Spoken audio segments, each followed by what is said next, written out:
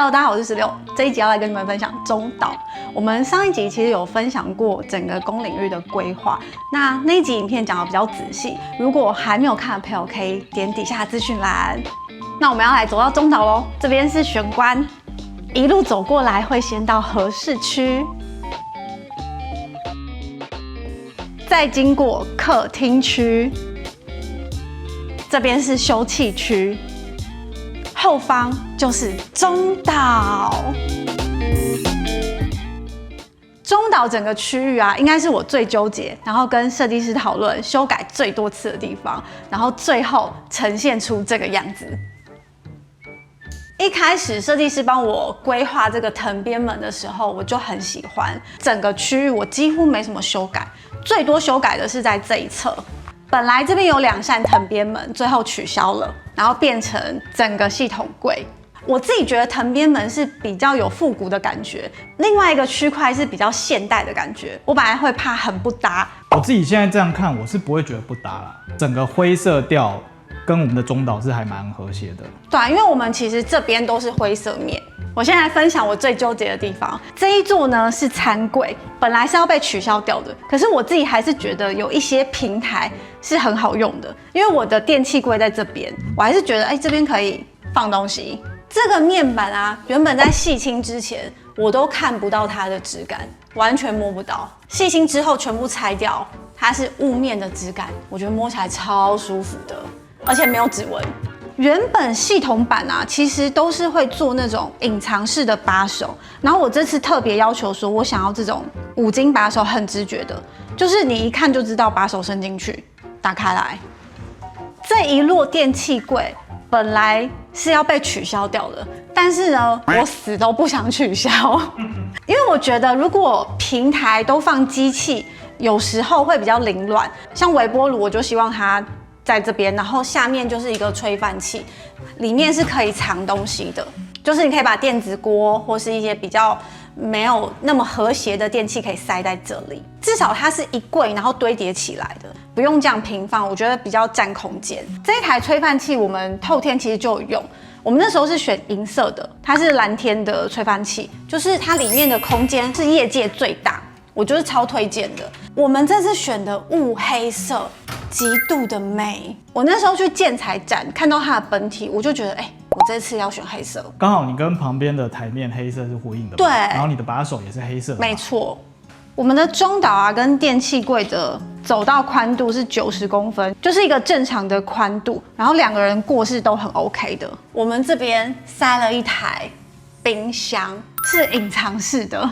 我选了超级久，本来看了蛮多不同日系的或是韩系的冰箱，然后因为我们的深度很容易就会凸出来，可是我很希望它可以跟柜体整个融合，我就选了一个砍入式的，是飞雪品客的法式冰箱。大家不觉得这样整个视觉看过去，然后融合柜体，我觉得超级完美。而且你这样走过去，完全不知道这边有一台冰箱，就觉得它是柜子。设计师已经用灯告诉你了。你说一个对，砍灯有没有？重点。因为整个冰箱全部是砍入式的，所以你的门片还有这个把手全部都可以自己客制。你想要变什么颜色就变什么颜色，就是板材你可以自己选。然后这个把手是设计师帮我挑的，是这种细长条黑色的，我觉得很搭，拉起来手感也很不错。这台冰箱啊，有一个地方我觉得设计也很好，就是我当初在门市看，我就很喜欢它这个调整层架的方式，它是可以自己调高度，而且很细微。它是一格一格的，然后你左右可以变换高度，因为像下面的话它就是整层的嘛，然后上面的话它是左右各1层。因为有时候我只是汤想要比较高，比如说像这个，我上面其实还有空间，我想要再加一个保鲜盒，对，那我就可以把它调高一点，我可能这个就可以再放上去这样子。你懂这种自由变换的好处吗？很方便啊。对，我觉得就是我们常常要调整里面的一些食材，还有保鲜盒的高度，还有时候你可能要放比较大型蛋糕什么的。它层架的底下是蔬果盒，我觉得用抽屉就真的很好拿东西，就你很好规划。然后它这个层架，因为它是浅的冰箱，它不会让整个空间很深，你会拿不到后面的东西。然后我水果就放这里。它这个上面呢有一个湿度的调整，就是如果你是希望湿度比较高，或是湿度比较低，你可以自己随意调，它可以让蔬菜水果更保鲜。它这个侧面我觉得很能放就是它这种2罐大瓶的豆浆都放得下，然后它是可以调整高度的，就你可以自己任意调。然后上面是这种开盖式的。哦，那可以放什么？你可以放一些酱料啊，什么都可以。以下是它的冷冻，我们还没有真正入住，然后冰箱是最先使用的，因为一定要吃。它的制冰啊是藏在这个地方，就是我们自己是接那个净水，然后它自己会进去，然后自动制冰，然后自动下来，然后它是用这种抽屉式的。我会把冰箱啊留在这个位置，是因为我们中岛在这里，然后里面是内厨房，它刚好就在中间的位置，我觉得这样子的动线比较好。但我很怕说，我这个走道如果冰箱门打开会很局促，可是其实还好因为它双开啊，它只有45公分，然后我走道是90公分，所以其实 OK。那我人站进去，后面还可以过人。我们当初在做这个冰箱的时候，我很怕说冰箱贴着柜子。OK 嘛？因为打开会不会有问题？店员就说哦，完全没关系，因为它没有阿角，就是你可以开到120度，你即使贴着，你还是可以全开。最右边呢是我的细缝柜，就是里面现在是放我的梯子，就这样整个就不会外露出来的。这一块珐琅壁板，其实我跟设计师纠结很久，因为他本来跟我说你有一定要吗？我说我一定要，因为我把冰箱的门片换成系统版了嘛，我就没有办法吸磁铁或写东西了。可是我真的很希望有一块，找来找去就这边最适合，然后他就让我贴了，因为很难收尾，所以我们就把那个切断的地方放在底下，就这样整个视觉就不会觉得太突兀。因为珐琅板的高度有限制。对，就是我们这边太高了，没有那个一整条的。我现在站的这个位置啊，原本在空屋的时候，它其实是一个小房间。为了让整个中岛更开阔，我们就牺牲了这个房间，然后把那个 L 墙整个打掉，所以才有了这个餐桌区。我自己真的觉得打掉之后真的是很舒服就牺牲了超值得的。那时候我妈来看的时候也说打掉会比较好。太小了哦，没办法，一定要到这边来。坐到这边是不是？坐到这边。这边来才照他来讲出来，安尼才会好煮菜。中岛这一整座么字形啊，它其实是木做做的，它上面的这个漆是意大利的 Oikos 的特殊漆。然后原本在想说，它在中岛会不会不太适合？可是它是跟我们很多公领域的区块是都有呼应的。然后我们做完之后，我们觉得可以就它整体是很美的。然后那时候我想说，中岛其实有很多水，它不怕水，它上面是有这种斑驳的纹路。然后我现在倒水上去。然后它也很耐刮，你的盘子如果在上面磨，受损的可能是盘子，它不会渗进去。对啊，它就一直在那里。对，它就一直在那，那你就用那个膜把它擦掉就好了。我记得那时候要做这个漆的时候，AJ有特别来现场跟师傅对颜色，跟对那个花纹。我记得打样其实就打了好几版。对，因为每一次师傅压的东西会不太一样，所以设计师会很要求它的纹路，还有它的颜色，因为这一个颜色啊是调出来的。对，每一次调的时候可能会有一点不太一样，因为它不是电脑调色，它是手工调。为了要跟特殊漆搭，我们台面超级慎重，我们去了石材厂2次，然后我们就抓设计师一起，然后选了这一块钛钢石，我觉得有点中灰，不是那种浅灰，也不是很深的灰，然后它上面是有带一点这种纹路的，就不会太死板，因为它其实也有那种清水膜很素的灰色。我觉得我选的这一块我自己非常喜欢，就很适合我们整个中岛的定调。因为我们的中岛有2个异材质，一个是钛钢石嘛，一个是特殊漆。那这2边的结合点很重要，我们就是矽利康打得超级细、超级薄，就是希望它不要太突兀。我很喜欢设计师这边的设计，就他那时候就说台面呢直接放上去就好，完全不要下折，不要去遮到这个特殊漆。然后里面呢就有一点内凹，就让它形成一个比较自然的阴影。中岛的旁边就是餐桌，我们可以坐在这边吃饭。然后我特别选了跟中岛一样的台面，就是一样都是太钢石，一样的颜色，是有原因的，因为我可以延伸我的中岛，我可以让它合而为一，因为我这样子就是备菜我就可以更大了，很方便哎。因为我想到的是我要跟我婆婆一起包水饺，然后包馄饨，或是我们要做一些菜，我们要备菜的时候有一个很大的空间可以让我们自由活动。我觉得自己平常做菜，或是你要做一些料理的时候，你很需要空间。你有一个综合型的机能桌，其实很方便。对啊，是真的很方便。因为你要当餐桌就当餐桌，要当台面就当台面，它升上来几乎跟我这边是无缝接轨，2-3米的小缝隙而已，就是几乎是可以贴平的。这样降下来就当餐桌真的很方便。然后你食材又很好整理，就是它不会吃色，又很耐刮。然后你烫的东西直接摆上去，也不用桌垫。我们中岛的空间其实不小，内厨房又在里面，这边完全没有办法煮东西。很多人在中岛其实都会放一个炉子，比如说 IH 炉啊什么的，就是方便可以做一些轻食嘛。可是我又不想要炉子整个架在这里，就是会凸一块。黑色的，然后我觉得这样备餐的地方又缩小了。我这边做了一个隐藏式的 IH， 这边可以煮东西。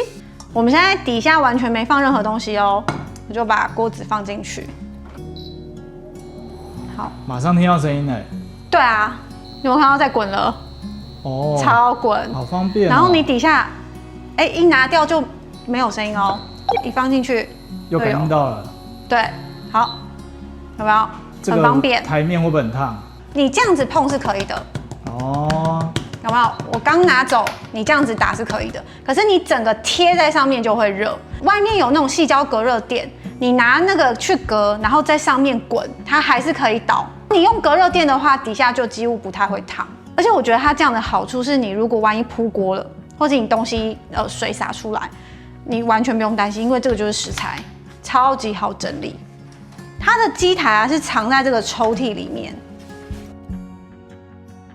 底下的厨具啊是精干的林姐帮我做的。我那时候就有跟她讲说，我的控制面板不想要装在台面，我觉得太丑了。对啊，真的很丑。对啊，我就希望说我打开抽屉再按就好了，但是我又希望不要浪费空间，就我底下还是可以放东西。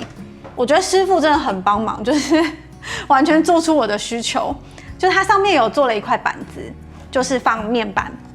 你平常开的时候，它会这样子跟着出来。对，它会吸住，它是一个磁铁，然后你再用力拉就可以全打开。这师傅真的很聪明哎。对啊，然后面板在这边就完全不阻碍我下面的收纳。好厉害哦。对，我还是可以放一些餐具什么的，然后线都帮我整理好了，都不会外漏。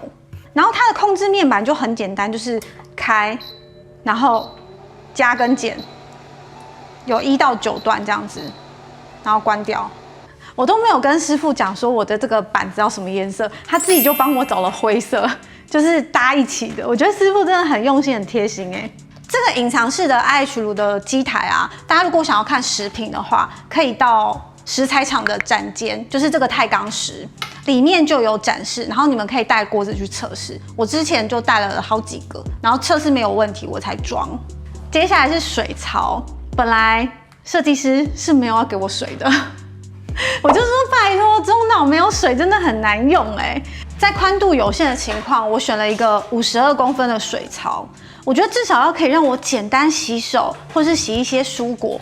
这颗水槽是一个瑞士品牌 Frankie 的花岗岩。花岗岩的水槽啊，其实它本身的优点非常多，因为它硬度非常高，所以很抗刮，也耐高温，也很抗菌。重点是它完全不会吃色，就是你使用过花岗岩，你真的觉得它很好整理。这颗水槽它本身就有3个颜色，黑色、白色、灰色，也有不同的尺寸。我很喜欢它的这个提笼，它是有一个浅的，一个深的。如果你要用浅的，你就这样挂，然后你要深的，你就把这个拿起来。有时候一些菜渣啊，一些小厨余，它这样比较好整理。Frankie 的原厂啊，他们也有出这种 all-in-one 的，放在你的水槽旁边，洗蔬果的时候可以用。他们还有附一个这种砧板，你可以溃上去。如果你空间不够的话，它这边可以当你的切菜区。它是这种伸缩的，它还有附一个这个挡水的板子，然后这个都是正304的不锈钢。这一支龙头我们也选很久。可是看到它是雾黑色，我们就立刻就说好，就是它了。这个也是 Frankie 的，然后它这一支是可以伸缩，然后里面的这个管线也是黑的，好有质感哦。对啊，因为很多管线都是银色的。对，它开水啊是没有什么太大的声音，我觉得算是静音的。然后它是2段式，有花洒这样，花洒就比较大声啊。然后它是可以这样360度转的，就不会局限角度。然后这个是我们推超级多次的 Voca， 它这一支管子我们选了黑色，而且我真的很喜欢它很细，因为中岛是一个会一直外露的地方，我觉得装在里面就无所谓。然后它面板也是一样是黑色，我觉得这个很一致，因为有一些就是它面板很固定，对啊，就是白色或是银色这种，我超级没有办法舍去它这个面板。像我自己冬天我就喜欢喝42度或45度，然后我就设好快捷键，比如说我是5号，那它就会出水，我不用等水，它好了会自动停，我就弄好了就自己离开了。这样，它这个灯的快捷就是冷水，然后温水，然后热水的话要按2次。Voca 的师傅来安装的时候啊，他把我底下线整得超漂亮的。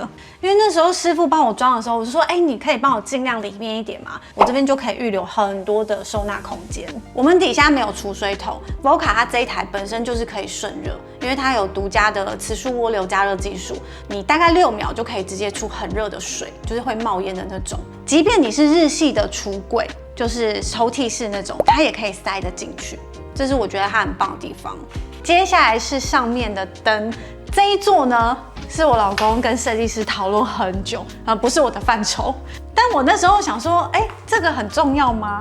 你们先看一下，如果没有这个灯会怎样？我关咯。好，好像没什么感觉，对不对？我再把旁边那一盏关掉。好，关了。我应该很暗吧？就蛮暗的啊，其实。真的在镜头前面真的是靠灯吃饭就是原本我们这边啊，其实上面是要装厨房那种感应灯条，就是你手挥一下它就亮了。第一，它的亮度往往都不够 ，RA 值不会太漂亮，就颜色性不好。没错，所以呢，我就是把我的摄影灯给设计师看，我有磁吸的功能，就直接架上面，磁吸上去，然后我也需要 Type C 充电，那设计师也帮我做了 Type C 的插座。所以这个灯就是可以再拿下来，移来移去这样。就是拿下的时候插头要拔掉，这样很方便，而且重点是可以手机操控。比如说 Party 模式，Party 模式，它就是可以营造出不同的氛围。对，或者是我现在模拟火焰，蛮酷的因为我原本完全不知道这边到底是要干嘛。我记得装潢过程中就有粉丝问我说：“我们这次会用日系的厨具吗？”我中岛不是，我是用了台厨。但是我那时候跟精干的林姐讨论的时候，我们其实是用日厨的规划下去做的，因为本来这边是日厨，但是因为我要配合隐藏式 IH 炉，然后日系厨具会很麻烦，做不太到。尺寸呢又必须要符合日规，因为它是固定式的模组嘛。然后我用了台厨之后，我就可以任意变换。像我这边是隐藏 IH 炉嘛，然后跟餐具柜，然后我这边就装了烘碗机，砍入式的，我就一拉开就可以烘东西，好方便哦。对啊，水槽弄一弄，然后我就这样子。那我这边我就可以选我的系统版，就可以跟冰箱他们做一致，我会觉得比较和谐。为了想要收纳，我就跟林姐讲说，那我要竹圆抽，所以还是有竹圆抽，对，底下收纳还是够的，只是说它就不是珐琅。这边如果做轻食区，好好保护跟保养，我觉得 OK 的。这边全部都是抽屉啊，然后我这边就是做开门，如果你要做抽屉也是可以，我一样是选这种手把。我一直到现在我都觉得这手把好好用很好用啊，就很方便。烘碗机的操作面板在这边，它就开，然后可以选时间，然后还有紫外线的杀菌，所以你如果是要烘奶瓶、消毒都可以。然后是蓝天的，我自己是没有使用过这种砍入式的烘碗机，我是非常主打，你有洗碗机，你还是要有烘碗机比较方便，像矽胶带。或是矽胶的盖子。有时候那个洗碗机没有烘那么干的时候，你可以拿来烘。后方就是这个藤边滑门，它可以这样滑过去。然后后面呢，全部都是木工做的。这一座的层板，它的这个固定架是锁在侧墙，因为这个东西啊，我其实也是设计师跟我说我才知道。然后我有特别问他，这个东西好像叫做重铸金具，大家如果想要使用，也可以去找找看。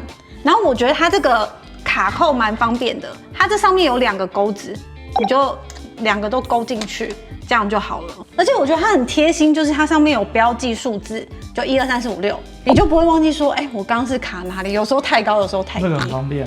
然后这边整面全部都是特殊漆去做的，然后底下呢，我们做了一件大事。从还没有装潢的时候，就已经跟设计师说有这个需求，我一定要，请帮我变魔法出来。就是我不想要再打扫了，可以给我扫拖机器人吗？拜托。这个地方我就有给设计师尺寸，就是我的机器人，然后跟感应垃圾桶。机器人因为可以自动上下水，所以我们就后面就做了管线，它可以自己进水。然后把污水排出去，我也不用倒水了。这一台呢是20研究很久，因为我们那时候在看说到底要买哪一台。我们这一台是云鲸，然后它是国际版的逍遥001，有一些功能不太一样。这一台啊，它是 AI 的双目避障功能，然后它上面是有雷达，然后前面的镜头它有2颗，它就是会直接辨识，比如说你前面是拖鞋，你是垃圾袋，对，我记得它会拍照，它会拍照给你看，然后它会绕过。我们现在这个坪数啊，如果你自己打扫，应该蛮累的。很累，因为你要又扫又拖，真的很烦。你就是叫机器人出来就好了。这边的感应垃圾桶，我有特别算过尺寸跟高度，然后就是我差不多这样子。因为我如果层板太低的话，它会一直感应到。然后现在调整到是刚好的状态。太空舱的感应垃圾桶，我其实团过非常多次，超级受好评，因为它是降开。不是降开就很占空间嘛，然后它的尺寸容量我都觉得很刚好，它的垃圾袋又不会外漏。我现在家里的很多空间我全部都换成太空舱，它这里面还有一个臭氧的功能可以除臭，所以如果你是家里有一些像宝宝的尿布啊，或是很臭的东西，你放进去才不会有太多的异味。大家如果想要跟团的话，可以点选底下资讯栏，或是加入我们的私密社团，还有官方 LINE。像浴室我也全部都换感应垃圾桶，是那种很小的9公升，然后窄窄的，你可以塞在马桶旁边，超好用。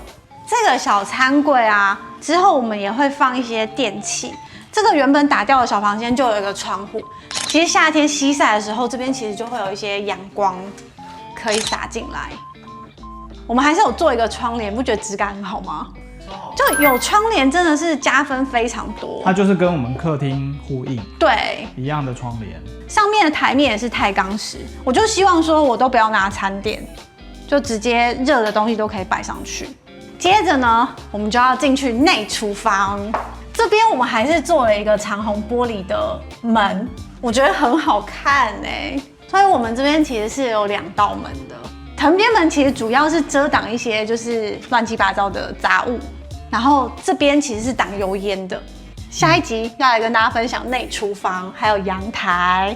这集的中岛影片就分享到这里，希望大家会喜欢。那如果有喜欢什么巧思，或是想要跟我讨论装潢的一些规划，可以在底下留言给我。那我们下集见喽，拜拜。